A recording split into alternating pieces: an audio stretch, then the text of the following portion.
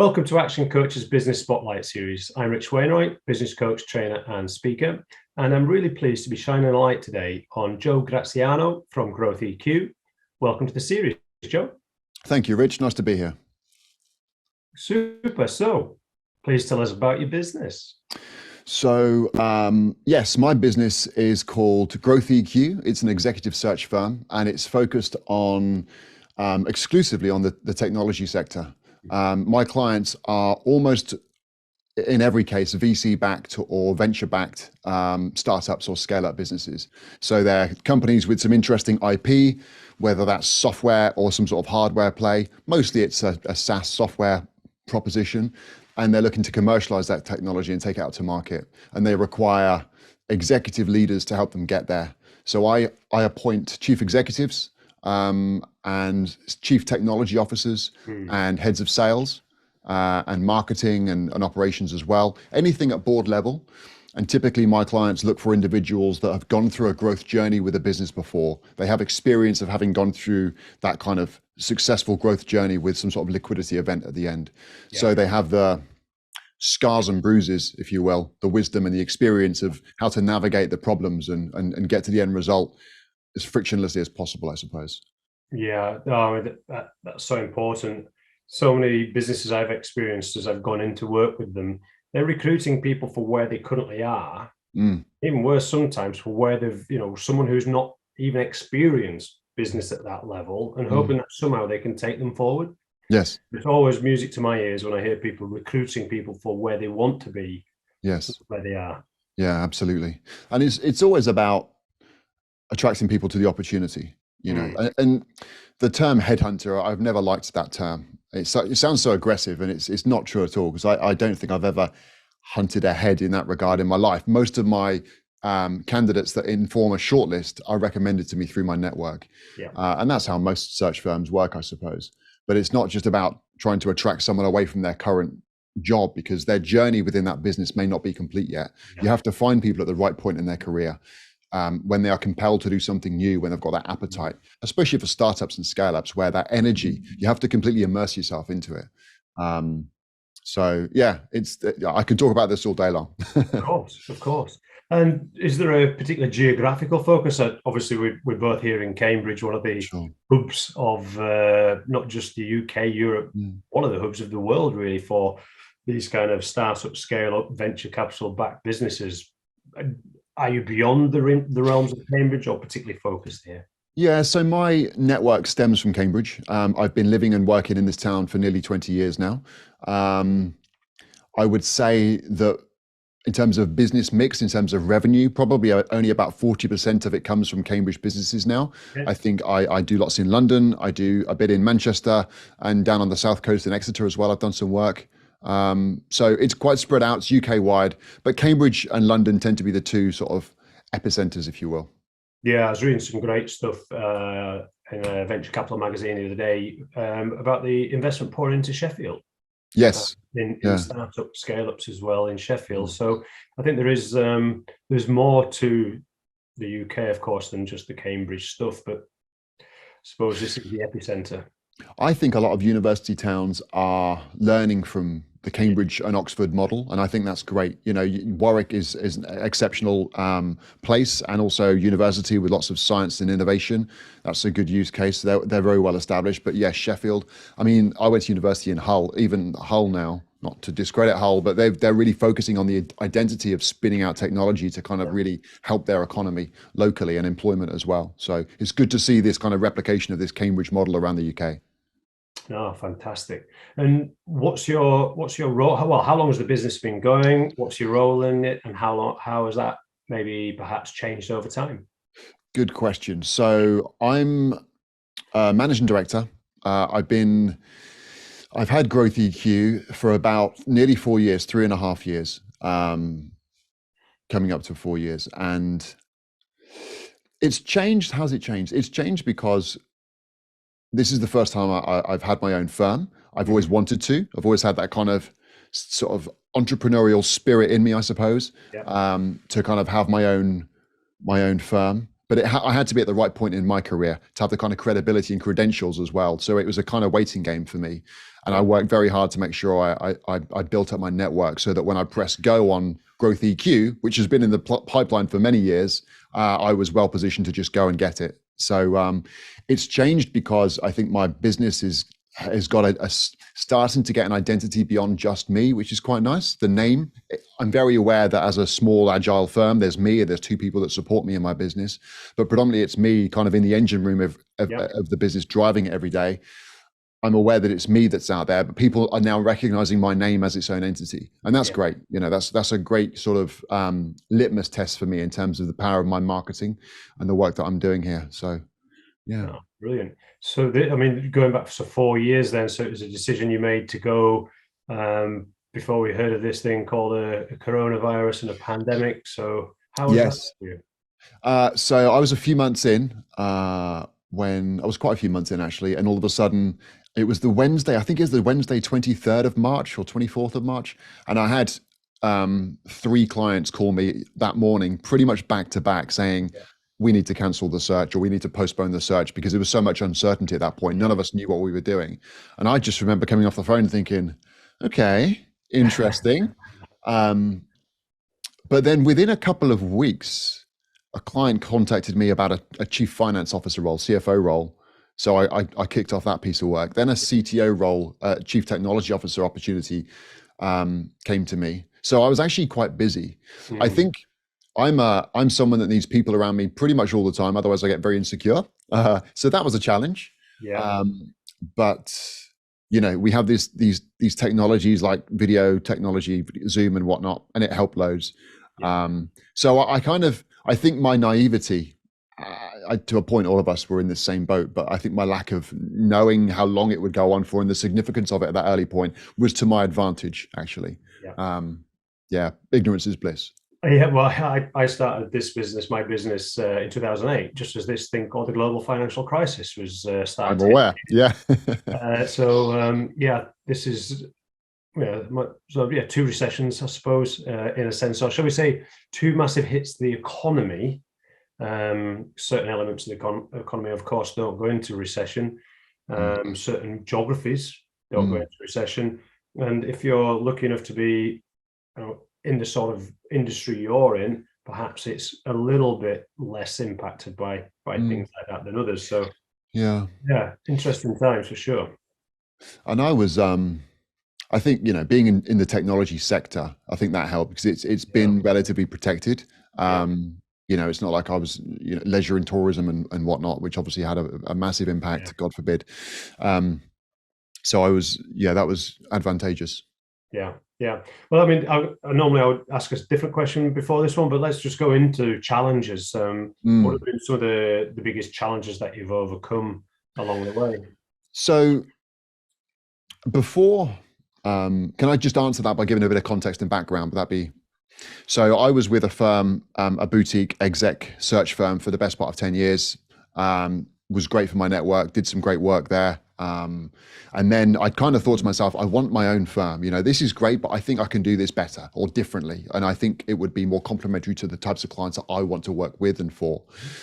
So I'd kind of planned my exit. And just as I was going through that process, AstraZeneca contacted me about working for them. And that was to be an internal headhunter, hiring for a chap called Dave Smoley, who was the chief information officer. So I was doing big global hires for the CIO of AstraZeneca, who then reported into Pascal, the boss. Like this is significant. You don't say no to AstraZeneca when they approach you about that kind of a job opportunity, do you? So I just took it thinking, I'm just going to pause Growth EQ for now because this is too important to ignore. And I joined that firm, and it was great for my CV, having AstraZeneca as a brand name on my CV. I learned so much. I grew my network, did some great hires. I helped AstraZeneca partly build out their sort of global data infrastructure, which was, huge. But it became apparent to me within 12 months.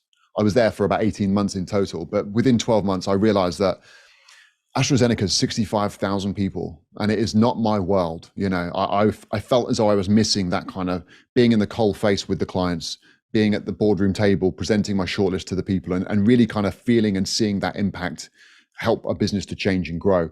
I missed that, and I missed my network. So then I went back to plan A, which was to set up Growth EQ.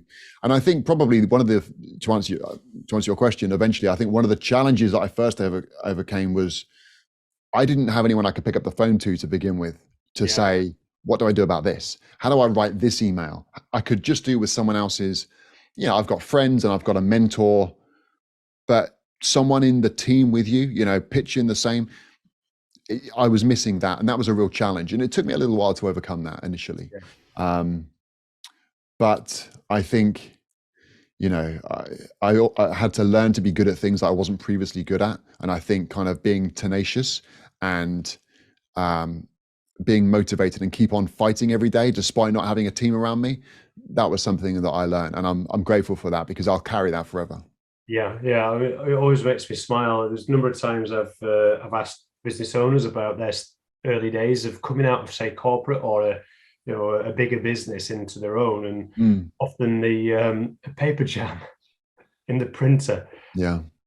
I've never had to deal with the paper jam in the printer. I normally just phone someone in IT to do this. Exactly. Yeah. The biggest challenge I've overcome is learning how to unjam my printer when I'm late for something. Or absolutely. And, it's funny how certain things stick in people's memories about their growth into business ownership.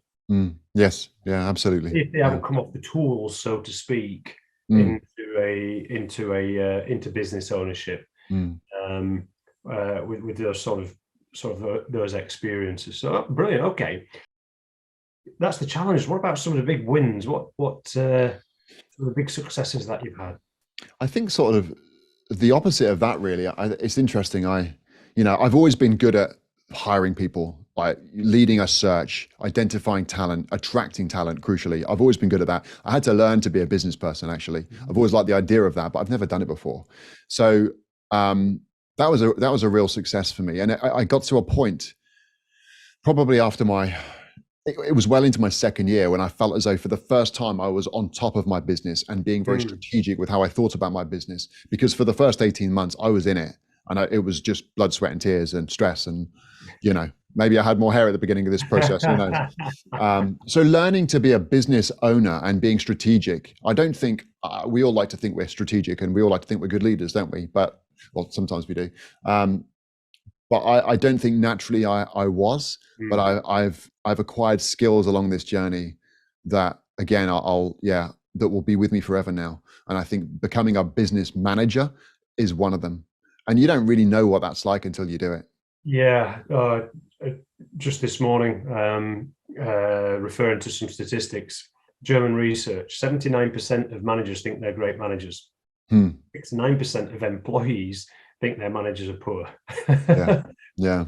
And go to Amazon and search for leadership books, you'll find 1 million. Search for management books, you might find 5. Yes, yeah, it's true. Much overlooked skill set is management. And most people don't want to be managers, they want to be leaders. Absolutely. Management is critical. Good management is critical.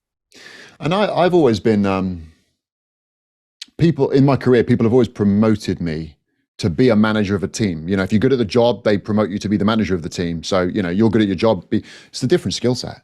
You talked about 2008, 2009 at the start of this conversation. I had to make 12 people redundant during that time who reported into me. It was really stressful. I didn't know what I was doing. It's very different skill set. Yeah. Oh, you're really good at making widget A. Let's make you manager of the widget making team. Yeah, exactly. Widget maker, and you put someone, and when you're in recruitment, and high-end caliber people as well. And one of my bugbears is promoting before preparing. And yes, okay. Promoted into a role that they've not been prepared to do. They haven't spent time, 6 months learning the job they're moving into before moving into it. That's a whole new video. Absolutely. No, absolutely. I agree completely. I think I always give this advice to business leaders and people who manage teams. Like, if you want to promote someone, make sure they're acting as if, they've got to earn it. Make sure they're acting as if they're that person before you give them that title. I'm a big, but you got to earn everything in this life. I think, you have to work for it and fight for it. Yeah. Brilliant. Oh, so Great. So I'm going to go back to the question I skipped just to get back into, or just keep the one going on Sure. challenges there. But what is it that growth EQ, that Joe, what's your secret sauce? What is it that you're really good at and would differentiate you from the other organizations in a similar sort of space as you? So third-party endorsements always more important than what I say. Clients provide me with testimonials, and the kind of the red thread, the consistent messages that clients feel as though I'm in it with them. And it's about my momentum and my energy and my personality as to how I drive the search process. You know, if I say I'm going to call someone at 1 o'clock, I'll call them at 1 o'clock because and that's a small thing. Of course, we should all do that, but recruiters aren't necessarily known for keeping their word. If I'm, in many cases, I'm honourable to a search. I'm in it with my clients, in the deep end with my clients, and it's all about I believe the energy and momentum in which I kind of manage and lead a search process. I think my clients benefit from that. My network, of course, is strong, very strong, which I'm grateful for, and I maintain good relationships. You know, I've got a good handful of people that are out there promoting me just because, well, I guess they like me. You know, and similarly, it's a referral situation, and I'm grateful for that. Oh, superb. Now, 4 years of business ownership, Mm, plenty of experience, obviously, in business. And I mean, AstraZeneca's a big end of the scale. Uh, mm, the company you work for before that, perhaps mm, not quite so big. mm. Uh, when you've come into business ownership, what are some of the biggest learnings you've had along the way, and perhaps maybe any that have surprised you? Um, as a business owner, I think I've struggled with the same thing that many small organization business owners have, which is the balance between business development and delivery. And at the beginning, you know, we've all heard it, right? And at the beginning, people are like, oh yeah, your revenue will be lumpy and your energy levels will be lumpy, you know, up and down, up and down. And you'll do loads of business development, then you'll be head down doing delivery and it will never be consistent. And I was like, yeah, I know all this. But actually when that happens, my God, it's a real challenge. It's big and it's tangible. And if I find myself getting a bit anxious if I'm aware that I've not done enough business development because I've got my head down doing a search. And when I'm leading a search for a client, typically I lead 2 searches concurrently. That's me out the market for 3 months or 2.5 months. You know, I'm head down, working long days to try and arrive at a successful outcome. And then this voice in my head says, Joe, business Yeah. development. And then I kind of close some jobs and do some business development. And then there's the mild panic and anxiety about the pipeline, and so it goes over and over again. And I think probably every business owner comes across that challenge at some point. Yeah. And I think just learning new skills, you know, as I mentioned, I think I'm not naturally an accountant person. I'm not particularly great with the financials. I have people that support me with that. Um, I the part of my job that I enjoy the most is the creative side of running a business. You know, I get to make all the decisions, uh, and there are things that I do within my business that are very creative. Like I make videos and share them on LinkedIn, and these are thought leadership pieces, 1 to 2 minute videos. People seem to like them. They lead to work as well. I've won work off the back of these videos, which is great because it's good soft marketing for me. But just learning to focus on what I'm good at and knowing when to leverage other people to do the other bits that I'm terrible at, like accounting and lots of other things. And then I think the other thing is the other sort of the one is probably motivation, you know, because when you haven't got a team around you to do a 9 a.m. stand up on a Monday morning or a 5:30 stand up, it can be a challenge, you Yeah. know. It can be a challenge, and that can affect in 2 ways. One way is I decide to go to the gym in the morning and have a late start for work, but actually it's less that. It's more that I'm still in front of my laptop at 20 past 10 on a Wednesday night, because I don't have anyone to make me accountable to say, Joe, stop working, you know, other than my other half, of course. Yeah. So yeah, they'd probably be the key ones that come to mind. If you could start again today, what would you do differently? Um, I would probably I would have started making the videos that I make straight away. And I would have really done that with gusto, because I didn't quite appreciate how valuable they would be for my brand and my business. I started making them during COVID, because what I didn't want to do is pick up the phone to clients, and everyone had their own stuff to deal with, you know. But I thought, if I make videos and put them on LinkedIn, it's me communicating to the market if they want to listen, if they want to watch, and if they're available to do so. But actually, it wasn't just a COVID thing; it was a real strong business development thing. It turned out to be. So I would have done them from the off. I would have focused more on that as a vehicle for sales and marketing, because they bring me work. I would have focused more on my systems and processes. Yeah, I'm not necessarily that good at kind of making sure the foundations are robust to sufficiently so to support growth. And I'm feeling that pain now. My business is still a baby. I'm only 3.5 years in. I'm very aware that I've got a lot to learn. But only now have I got to a point where it's like, okay, the systems and processes are robust. You know, they're in a good place. I wish I'd have done that earlier on. And you know, this is a bit of a floofy thing, but I'll say it: confidence. If I had the confidence from the outset that I have now around me as a business owner doing what I do, you know, paying my own mortgage, paying my own life, etc., and funding my business, I would have had so much more confidence from the outset. I think I had a bit of blind confidence in the first year, but it was a bit kind of like, you know, fingers crossed. Yeah. And I suppose you've got to get to where you are to have got that kind of confidence that you would have loved to have had at the beginning. Yes, that's true. That's true. You acquire it, don't you, over time? A number of phenomenal answers to this question that I've had over this series have been, I wouldn't, Rich, because I needed to go through that to get where I am, to learn what I've learned, to be where I am today. And if I went back and changed it, I don't know where I would be as a result. So that's true. It's an odd question, and when you get into sort of the psychology of it. Yes, yeah, that's true. Yeah. What's ahead then for Growth EQ? What's ahead for Joe? What's the opportunities that are ahead? What's the challenges? What you're looking at in the near sort of to medium term? So near to medium term is business as usual, more of the same, because it's working and it's working well. So more of that, more videos, more sort of speaking engagements. I do quite a lot of speaking parts. That's great for the business, and also just good fun, and just more, you know, building relationships and closing deals and leading searches and finding good people for companies. I think longer term, I will scale this business, and I don't think it will ever be big, because I think that I can only speak for myself, but I think in order to be a very successful exec search firm, quality is everything, and nothing can be sacrificed for that.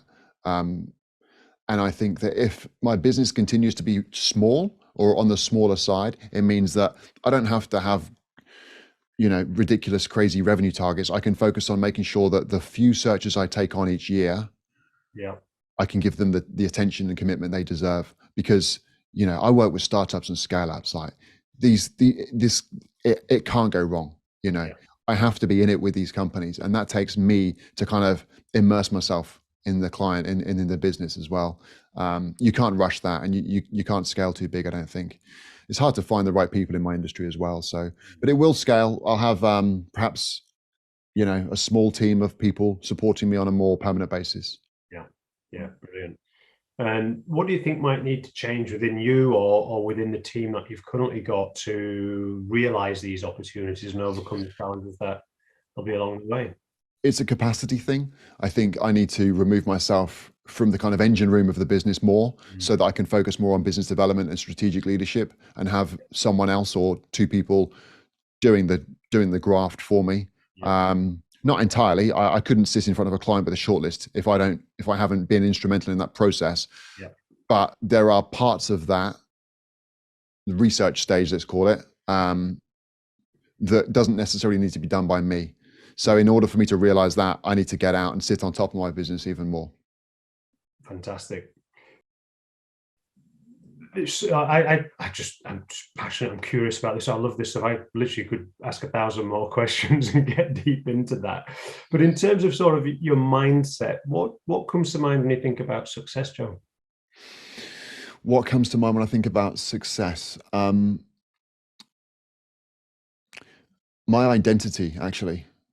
I think I don't know where this comes from, but I feel as I've got something to prove. Maybe it's just entirely ego or narcissistic. Who knows? I don't think so. I think I've had this business in my mind for many years, and it's taken shape over the years, and now it's coming to fruition, and it's getting an identity, and I like that. And I think I picture where I want my business to be and what it looks like, and what role do I have in that business. And yeah, so I think the mindset for me is being very aware as to who I am in the business, and I think success for me looks like having a strong kind of imprint on the market. Having Growth EQ as a of course, call Growth EQ. They'll be able to answer that question, or they'll know about that market intelligence that you need to know, or they'll know about, they'll have some insights to share on this topic. That's success for me. And everything else, the case studies on the website, the revenue, that's a byproduct of just doing good work and being out there in the market. Yeah. Sounds to me the famous basketball adage, follow the plan, stick to your training, apply that kind of stuff, and the scoreboard will take care of itself. Yeah, absolutely. And really kind of turning that handle. Yeah, brilliant.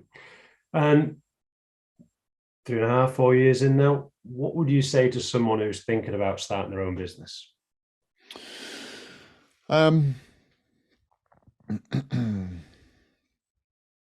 If you're thinking about it, then just do it.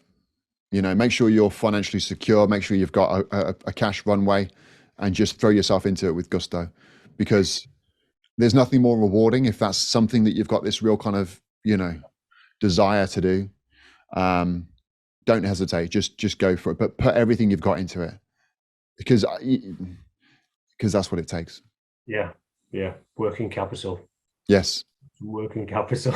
Yeah, absolutely. The stats don't lie.